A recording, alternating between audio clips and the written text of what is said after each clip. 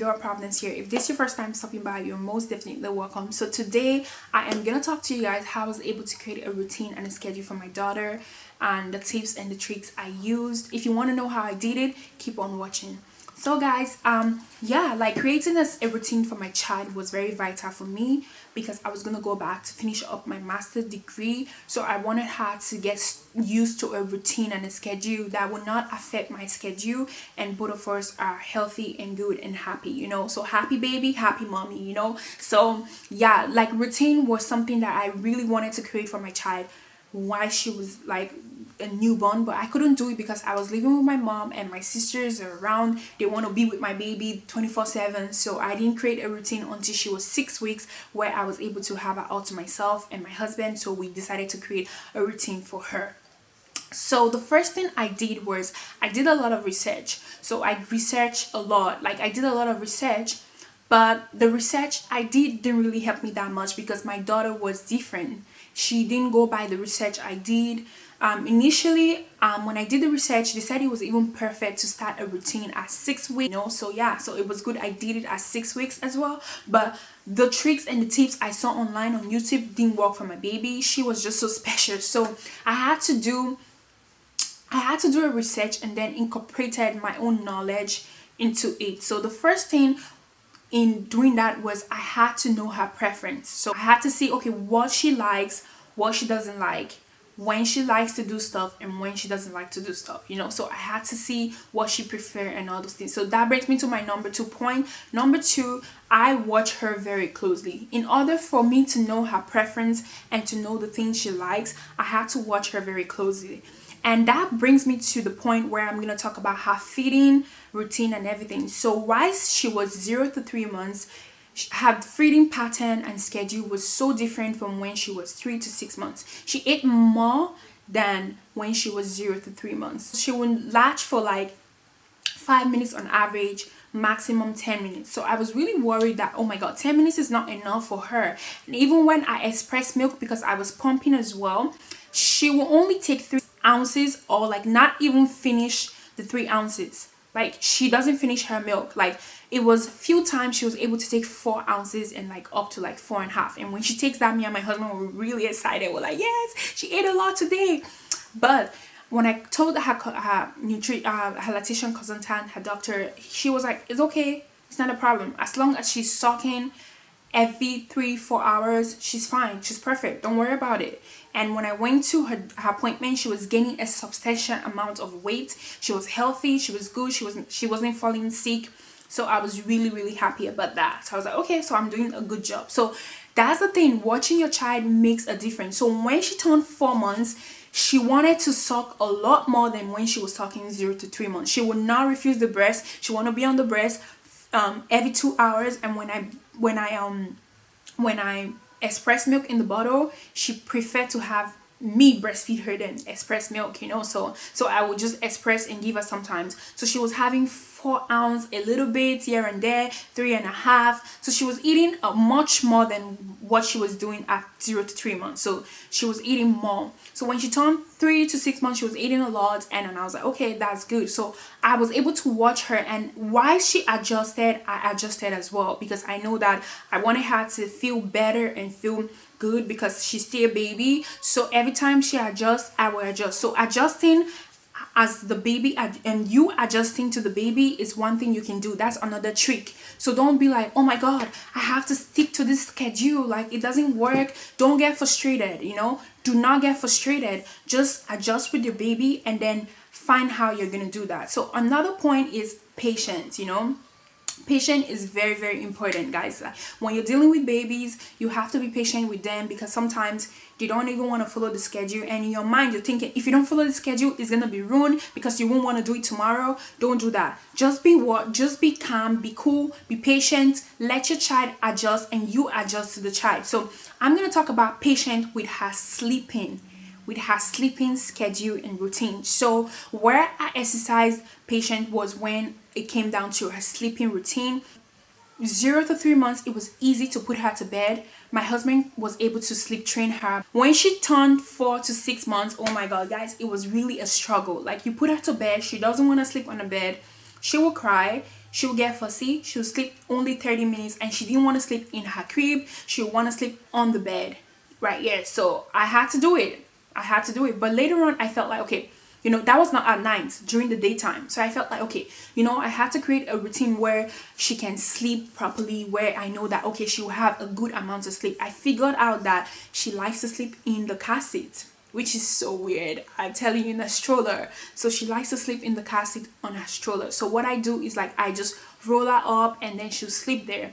But later on, I felt like it wasn't really working for me. It wasn't really working. So patience right here. So I felt, okay, I'm gonna back her on my back using a baby carrier or wrapper, like an African style. That was perfect. She would sleep for like 1 hour and 30 minutes. She was good. So I used that idea, backing her all the time. Once it's time, so her sleeping schedule at that time was 9:30. She'll sleep at 9:30 and then she'll sleep at 1:30 and then she'll go to bed again at like, let's say 4:30, right? She'll go to bed at 4:30. Yeah, so again, so that's what I was doing for her. So that schedule was working everywhere because she likes to sleep every 2 hours. I noticed every 2 hours she's tired and exhausted. She started crying, and I created that schedule after watching her sleeping every 9:30, every 1:30, and every 4:30. So I was like, okay, this schedule works well for me. When my girl turned 6 months, when you put her on her back, you make little noise or like you move around, she'll fall asleep. Like when you put her on her back, right away she'll fall asleep. But like at 30 minutes, 45 minutes, 1 hour, she's up looking at you. I'm like, girl, the back isn't working anymore. But she will still sleep. I was still grateful she was having like at least 45 minutes, 1 hour of sleep. So I had to be patient with her. So one day my husband was like, it's not going to work for you.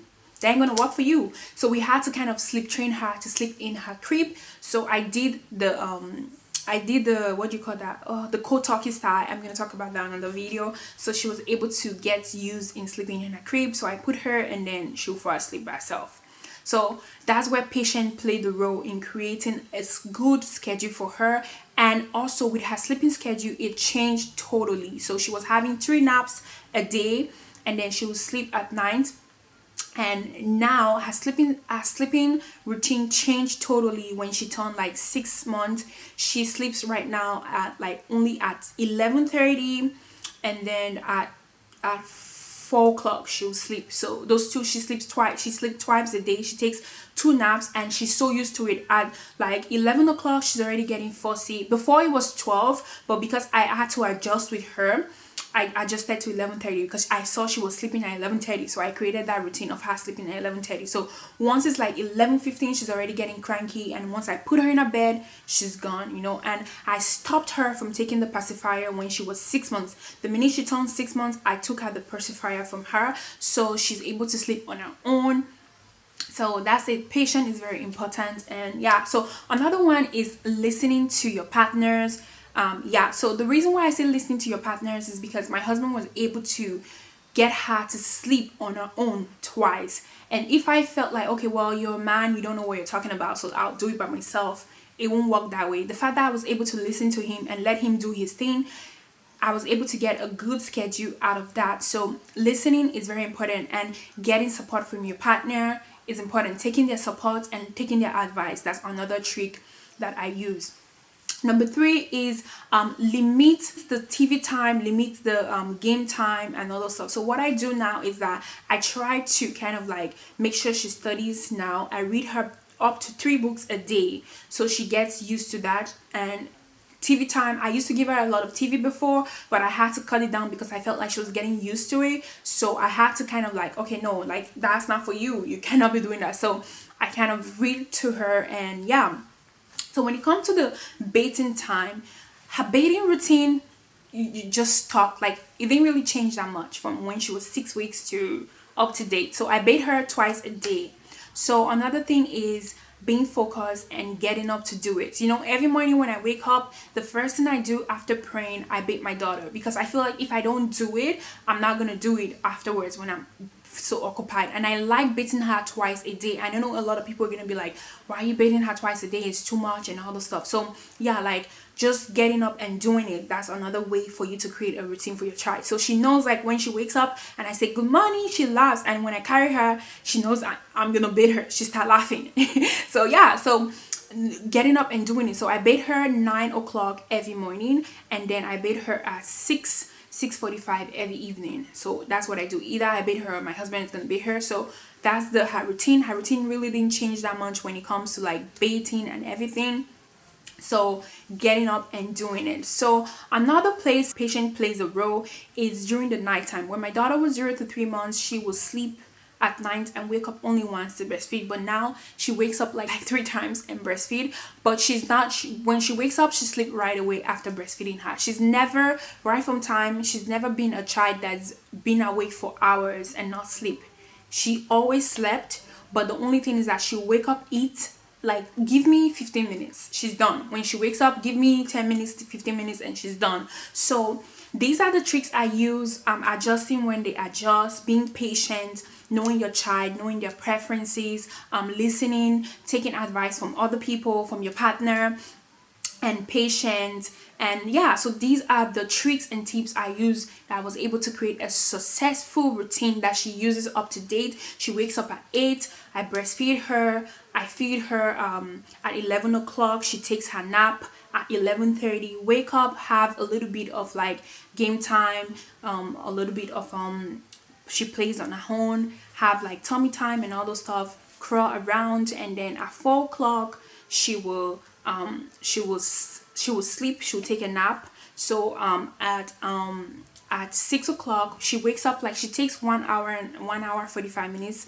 or 1 hour. So she, at 6 o'clock I will feed her at 6, and at 6:30 she will take a shower, and then at 8 o'clock 8:30 she's gone to bed. So these are the tricks I use, and yeah, so these are the routine I use, and she's been sticking to it. It's been helping me. I know the times I have to study, and when I have classes online, I just know that okay, she's gonna be quiet at this time, so I could just do what I want to do. So creating a schedule, a routine does help, and I hope that if you're first time mom and you're really finding ways to ease yourself from the stress and everything, creating a schedule will be a great way. And if you're using these tips that I just told you about, I think it's gonna work for you. And so with that said, thank you so much for watching. Don't forget to subscribe. If the subscription button is red, you are not subscribed, so hit on the subscribe button, and I'll see you guys on my next video. I love you and stay blessed. Bye guys.